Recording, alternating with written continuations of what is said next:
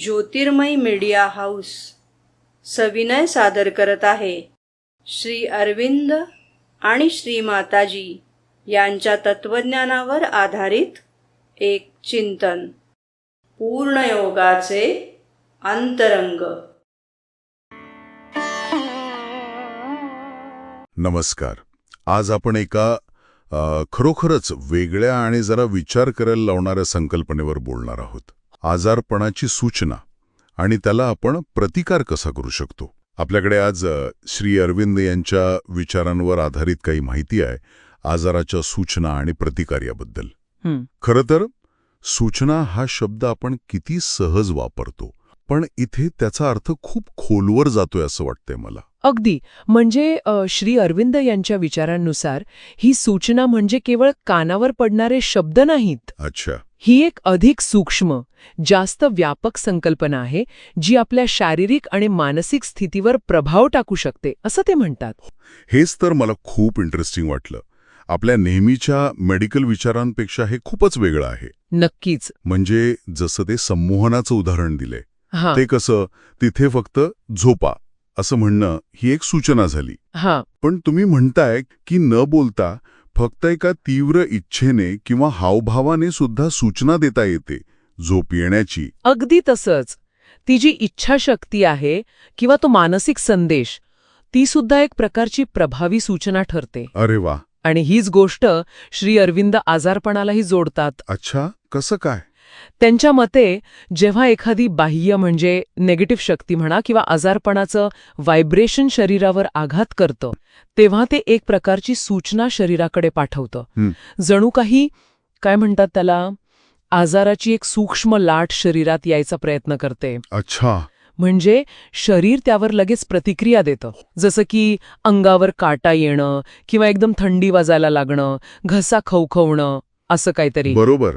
अगदी सुरुवातीचं संकेत, आणि मग आपलं मन त्या शारीरिक संकेतांना उचलतं. आणि मग विचार सुरू होतात, अरे मला काहीतरी होतंय, बरं वाटत नाहीये, बहुतेक आजारी पडणार. परफेक्ट. ही एक साखळी प्रक्रिया वाटते नाही का? आधी शरीराला अस्पष्ट संकेत, मग मन त्याला आजारपण असं लेबल लावतं. बरोबर. आणि इथे तो वातावरणातील सूचनेचा मुद्दा खूप महत्वाचा आहे. वातावरणातील म्हणजे समजा डेंग्यू किंवा फ्लूची साथ पसरली आहे, तेव्हा केवळ विषाणूच पसरत नाहीत, तर लोकांमध्ये भीती, चिंता आणि आजारपणाची कल्पना सुद्धा वातावरणात असते. हो, असतं खरं. श्री अरविंद यांच्या विचारानुसार याच वातावरणाचा फायदा विरोधी शक्ती घेतात. हा शब्द जरा गूढ वाटतोय.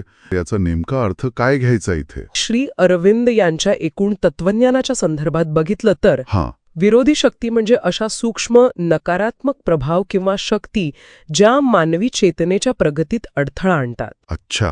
साधारणपणे म्हणता येईल म्हणजे साथीच्या काळात जी भीती पसरते. हो, ती भीतीची कंपने या शक्तींना शरीरात आजाराची लक्षणं निर्माण करायला मदत करतात, असं हे गृहीतक आहे. समजलं. अर्थात हे आपल्याला लक्षात ठेवायला हवं की आपण इथे फक्त विशिष्ट दृष्टिकोनावर चर्चा करतोय. बरोबर. त्याचं समर्थन किंवा खंडन करण्याचा आपला हेतू नाहीये. नाही, ते स्पष्ट आहे.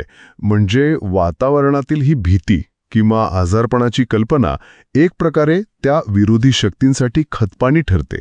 अगदी. पण मग यातून बाहेर कसं पडायचं? मार्ग काय?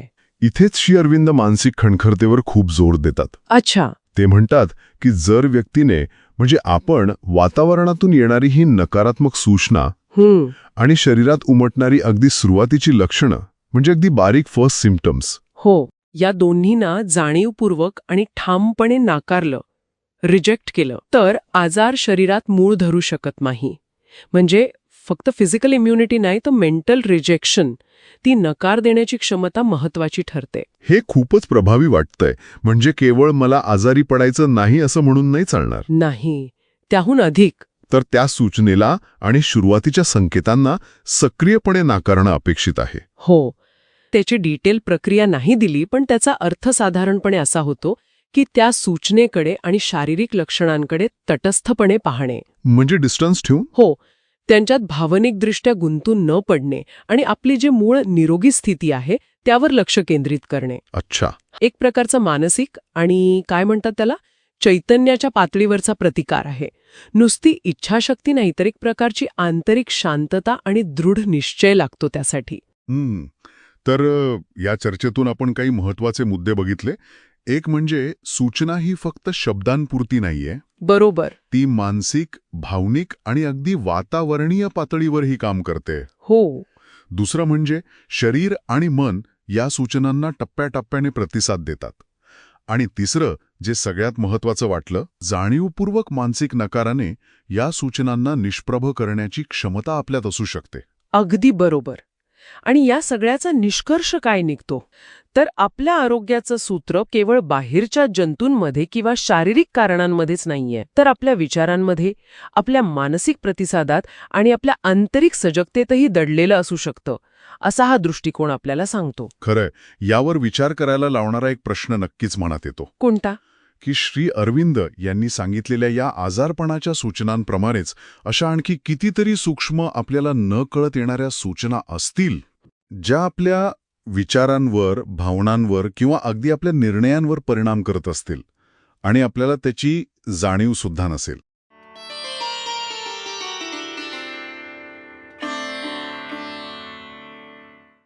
धन्यवाद. उद्या पुन्हा भेटूया आपल्या ऑरो मराठी चॅनलवर.